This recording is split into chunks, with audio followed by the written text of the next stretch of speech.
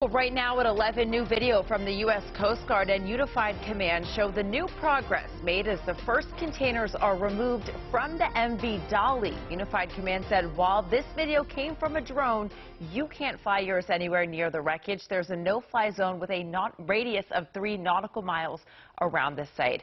Hello, everybody. I'm Kelsey Kushner. Thank you for joining us tonight at 11. It has been nearly 2 weeks since the Dolly hit the Key Bridge, collapsing it and killing 6 members of a construction crew, while salvage crews continue working to clear the wreckage and recover the bodies of 3 victims still missing. Lawmakers are looking ahead at what it will take to rebuild the bridge. WJZ is live at 11. Jessica Alpert is in your corner tonight with what Governor Wes Moore said today about the project and the timeline. Hey, Jessica. Hey, Kelsey, the governor was on CBS's Face the Nation today. He didn't say what the price tag would be for building a new Key Bridge, but he says once that work starts, people will be working 24/7. New video from Unified Command shows containers from the Dolly being removed on Sunday. The Dolly remains stuck in the Patapsco River. Crews are removing the containers to get better access to the pieces of the Key Bridge on top of the ship. First, the state is still heartbroken.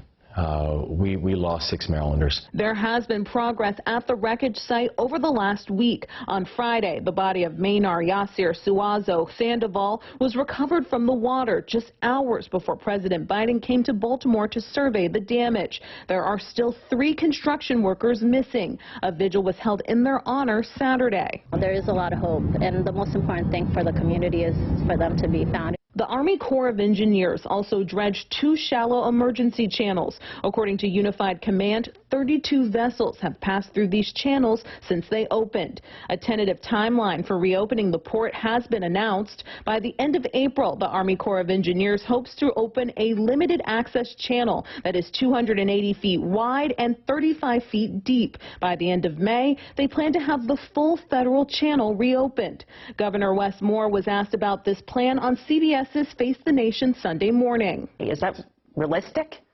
It's realistic, and I think that it's going to take something that's going to be a 24/7 operation, which has been full functioning. To have full functioning, and that means being able to not just continue the maritime operations that we have, and also it's understanding how important that port is, not just to Baltimore, but to the entire country. Governor Moore and Senator Chris Van Hollen also spoke about rebuilding the bridge. They told Face the Nation an NTSB investigation will determine whether the owner of the Dolly will be held liable for the crash. Until then, 90% of the cost to rebuild will come from federal money. We are going to introduce legislation for the other 10% and also make clear that any monies that are recovered through lawsuits on liability come back to the U.S. federal taxpayer. As plans to rebuild the Key Bridge continue, Governor Wes Moore is expected to go to D.C. next week to meet with lawmakers to discuss funding for the project. Reporting live tonight at 11, Jessica Alpert for WJZ.